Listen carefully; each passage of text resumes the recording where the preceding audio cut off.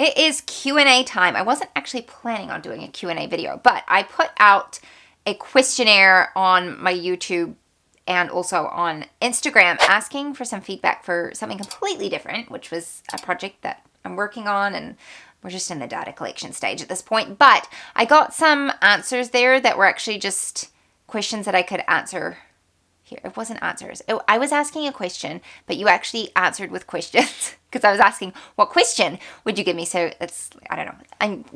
Never mind. It doesn't matter. The things that you asked were things that I could answer here, and other stuff, other parts of it I put away for something that I'm working on. But I thought, I haven't done one of these for a little while, so let's sit down and answer some of your questions because there are some unique ones on there that I hadn't been asked before, and so I thought it would be fun to do that. Also, just letting you know that I have started a weekly catch-up email. So if you want to be signed up for that, go ahead and click on the link down in the description below. I am terrible about being consistent on things like Instagram or any social media aside from YouTube, but I only film my YouTube videos kind of like every 6 to 7 weeks. And so a lot of the everyday behind the scenes stuff doesn't get passed on to you until like ages down the line. So I just thought it would be fun to have an email where I kind of send out my rambling thoughts, behind the scenes stuff, our everyday life a little bit more, and so we can keep up to date a little closer in time.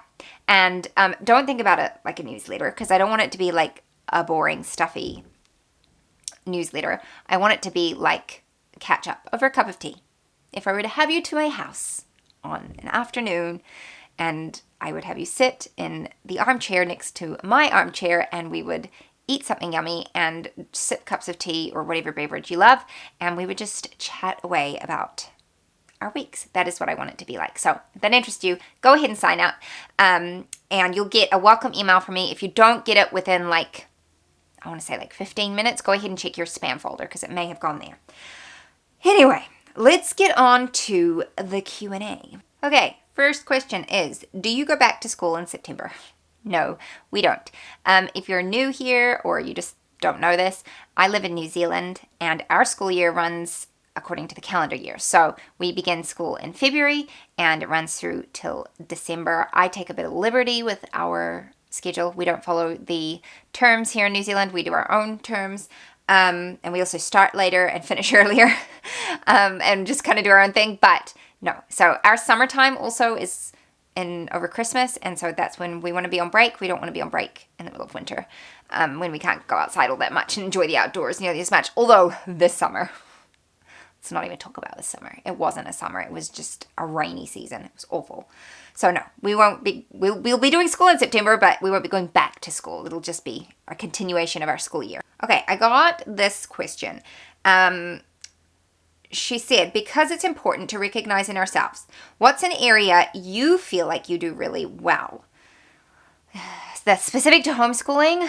I would say, I love read alouds, and I think that we do that really well. I'm very consistent with our read alouds, and I'm good with scheduling our day. Like I'm good about being consistent. Consistency keeps me sane. So I would say I'm good about that. And yeah, she said at the end of her thing, thinking through these things helps us stay encouraged in the wins. And you're right, like we all have our strengths and we all have our weaknesses, and it's okay to want to work on those weaknesses, but we shouldn't just negate our strengths in the process, I got a question. Do your kids focus pretty well, especially for independent work? If not, how do you help them? I would say for the most part, they focus pretty well on their independent work, but it has taken time to get there. Especially for my eldest. He's a very, typical boy that, in the sense that how boys are spoken of. He's rambunctious. He doesn't sit still for more than 2 seconds at a time. That's just who he is. And so, obviously, I make allowances for that and have realistic expectations. But definitely, he has grown into that, as you do as you get older as well. And my middle daughter has always been just, the kid who will sit down and do endless bookwork, basically. That's just something she really enjoys. She'll sit and color for hours at a time. It's just who she is. And then I think my youngest is actually very similar to my eldest. But generally speaking, if you're talking about how to get them to focus, Sometimes siblings are a big distraction, so if I can, I will either send a child who's struggling to focus to their room to work independently or to an area that's quieter, or I will remove said sibling from the room and take them somewhere else where I can. It's not always possible. Sometimes you have to do things at different times of the day. If they're sick or not feeling well, we just scrap it. Like, there's no point in fighting against that. And like I said, like, you need to know your child. And if they are not focusing because they're just not meant to be sitting still for more than 5 minutes at a time, then allow for that. Let them up. Let them do some star jumps. Take more frequent breaks. Do that kind of thing. So make sure that your expectations are where they should be, and also just have some firm boundaries. If you have a child who is not focusing, and it's not because they're not capable of focusing, but because they're choosing to drag their feet, then have some consequences for that. Oftentimes it can be, well, you're there till you're done. Like, that's certainly what my own mom would have done with us. Like, just get it done, or you're going to spend your whole day sitting at a desk getting it done. Like, that's just how it happens. You can't always do that for every kid, but think about like some natural consequences for that kind of behavior, and work on obedience. If that's something that you feel strongly about, like I do, then for me, sometimes it comes down to an obedience issue where a child's just not listening and they need to. And so, but there are distractions as well. Like we sit and do our school at the dining room table, which looks, okay, sorry, my battery died, so I had to go and switch it to a new one. But we sit down and do our schoolwork at our dining room table, and it overlooks a great big window, and so oftentimes things will come to distract them. So sometimes I have to close the blind. If there's road workers or whatever, someone walking down the street, it can be a distraction. So it does get better as they get older, I will say that. All right, this is a question that I thought was interesting. And it was, New Zealand, is homeschool popular? Are they supportive of it? Is being Christian there hard or generally accepted? If I moved out of the US, I would choose New Zealand. Can you just do a whole video on what it's like living there so I can convince my family? I'm not going to do a whole video, but I will share a little bit about this. So homeschooling is increasingly popular in New Zealand, I think, as it is in many countries around the world, especially after the past few years. And there's certainly more people from all walks of life homeschooling now, whereas before it used to be fairly, like, I don't know, more for religious reasons than anything else, I would say. I would say that our current government tolerates homeschooling. I would not say that they are supportive of it. We currently have you can read about the New Zealand government. They tolerate homeschooling. They certainly don't love it. Is being a Christian there hard or generally accepted? Okay. New Zealand is a very secular country. They've taken God out of basically everything they can take God out of. It's still in our national anthem, thankfully. But it's incredibly secular. It is a very liberal country as far as our government and our policies. We're usually some of the first in the world to do a lot of the sort of, I don't know how to describe it, but very far-reaching policies. Our country's right there. I'm not saying that it's a bad country to live in, because I feel very blessed to live here. It is very safe in comparison to many other countries, especially I came from South Africa. My family immigrated here, and South Africa's crime rate is shocking. So New Zealand is much better comparably. It's a beautiful country. The scenery is stunning. So there's all that. Homeschooling is really great here as far as we have a lot of freedom with our homeschooling. You have to do an initial homeschool exemption application, which is very detailed. But once you've done that, you're kind of free to do what you want as long as you're adhering to, basically you have to teach as well as and as often as they would be getting in school, which is not hard to do. So our public school is terrible academically, really, really bad. They're going to be apparently working on things, but I just don't know. Our literacy rates are shockingly poor. So, but homeschool is great. And New Zealand is a beautiful place to live. There are so many wonderful things here. There's not nearly so much of a class system here as there are in other countries. It is very socialist, I will say. Our government and our policies are very socialist. So if that's not something you enjoy, then you won't enjoy living here. And it is a very, very expensive place to live. Because we live on a little island at the bottom of the world, it costs a fortune to ship anything here. And in recent years, that's just gone like astronomically worse. And so the cost of everything is expensive, and housing is insanely expensive here. And it's also very, very hard to get houses because we just don't have enough. So we are very incredibly privileged to own our home because the rental market is just insane. Like, it is so, so expensive to rent a hovel in this country, and even then it's hard to even find that. So yeah, that's that's the good and the bad. I do love where we live. As far as being a Christian, is it hard? Everything's very secular. Like, sports are always on a Sunday kind of thing. You will not be persecuted for going to church in this country, so I don't want to say it's hard, because I don't like it when people claim like persecution and hardship when there were people who were like literally being killed for their faith. You know what I mean? I feel like we kind of need to, and this is a very Kiwi term, you need to harden up. I don't know if they say, and do they say that in Australia? I don't know. In New Zealand, everyone says it. It's like harden up, toughen up, basically, is what it means. We need to be equipped to face the persecution and to expect it, because it's going to come. Like, the Bible's very clear about that. So is it hard to be a Christian here? No, I don't think so. I do think it is difficult to find Christian friends and to find communities that have the same beliefs as you, because it's just increasingly rare. But it's not impossible. And obviously I have some wonderful friends, and we have a really, really good church. There are some really, really solid churches for which I'm very thankful for. So that's a bit of a summary of New Zealand. I got a question regarding meal planning. Like, am I going to do a video on meal planning? I'm not planning on doing a video on that, just because I like to stick within the homeschool niche. But I will be sharing the meals that we have each week in my newsletter. So if you want just like inspiration or ideas, I can share that with you. I can also share how I do save money. We have a vegetable garden now where I'm growing a lot of our produce. I have plans to expand our, basically our at-home orchard, which is tiny at the moment, but I plan on doing more of that.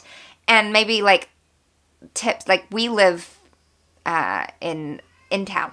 We are probably going to be here for the foreseeable future.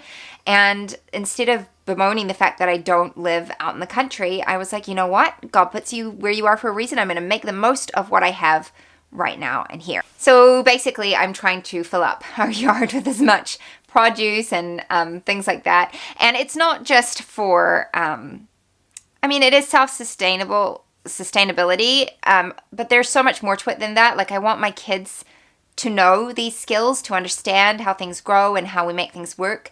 And also in New Zealand, we do get a lot of natural disasters. Most recently, we had Cyclone Gabriel that came through the East Coast. Thankfully, we were okay, but not far from us where my sister and her husband lived. Well, it is a couple hours from us.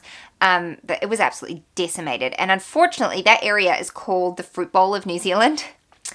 And a lot of the crops were taken out. Up north of New Zealand, a lot of crops were taken out. And so it's just, because we're on an island, it's nice to be able to grow as much as you can in case things like that happen. And you can't always predict things. Sometimes it happens where you are. And but aside from that, I also like to be able to share with others. There are so many people who are going through incredible hardship at the moment financially.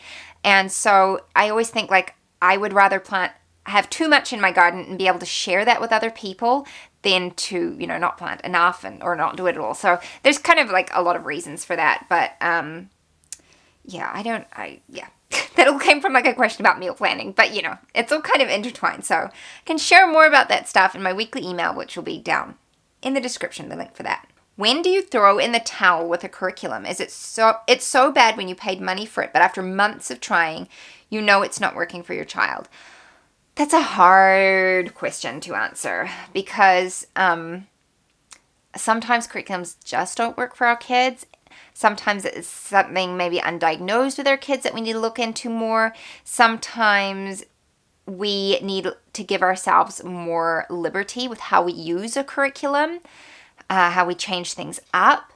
I think that I would really try all the things first. I would also, like, if it's something specific to reading, I would consider their age. Honestly, it's a really difficult question to answer because there are so many factors that can play into it. Yeah, I mean, for us, curriculum has to be something that brings me joy as well as my child, because if it doesn't, I probably won't use it. In fact, I almost certainly won't use it. So I would say that if you're the one struggling with it hugely, then maybe look into something else. And yeah, it is hard when you pay money for something, but at the same time, that's what education is. You know, not everything's going to work for every child, and some of it is just trial and error. And so it is nice if you can try PDF samples and things first. It's why I'm always very thankful for PDF options, because then I'm not having to pay for physical copies that need to be shipped here. But yeah, if it's just not working and it's been months, I would say definitely it's time to change it up. I did laugh at this question. How do you handle pushback, misbehaviors, or just either you or your kids being in a bit of a funk? You seem so cheerful and calm. I know reality can be different and kids will have bad days, and as moms we all struggle. How do you manage/respond when those things happen?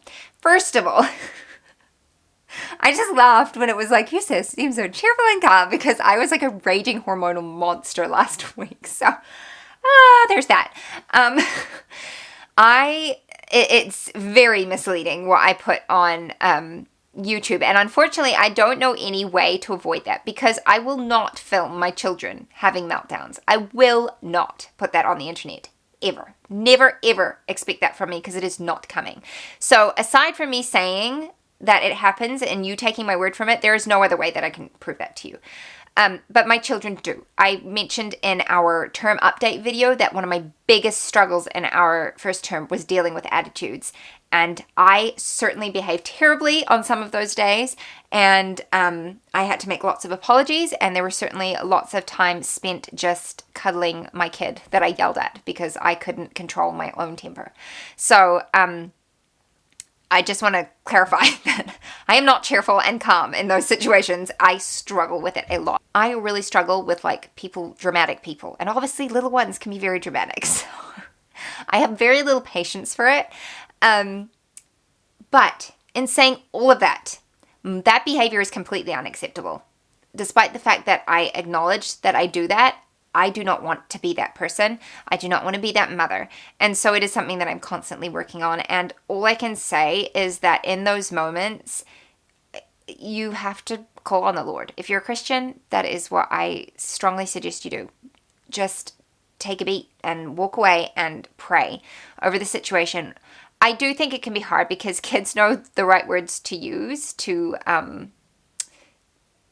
make us maybe think a certain way. And we question our firmness on certain things. But generally speaking, kids are going to push back on boundaries. They're going to push back on things they don't like. And we just have to stay firm and love them through that. We don't have to be mean through it. We can be kind, but we do have to be firm. And I will say that if I'm struggling with a certain child, maybe we're just really butting heads, I've been trying to go out of my way to be extra loving to that child, because I don't want them to feel that their behavior dictates my love for them, because it doesn't. And so, yeah, I will say that I am not cheerfully calm at all in those moments, and it is definitely an area I am constantly working on. And praise the Lord for his never-ending mercies, because I need him. Okay, I think that's where I'm going to end it today. I have been talking for so long. See, now my words aren't working. I've been talking for so long, my throat is starting to get sore. So I still have videos to film, exciting ones. So I'm going to do those for you, but my children are being very good. They've only interrupted 3 times so far. So, and I filmed 3 videos so far, so that's pretty good. But I've got a few more videos I want to film for you guys. I'm going to wrap this one up. If you have more questions for me, leave them down in the comments below, and I will compile them for another video sometime. And like I said, if you want to hear more from me, go ahead and sign up for my weekly catch-up email. I'm so looking forward to hearing from you guys. I've already got a few emails from you guys responding to my welcome email, and I want to sit down and reply to those. I'm very excited about it. So thank you guys, and I'll see you next time. Bye-bye. What if the world had more of your smile?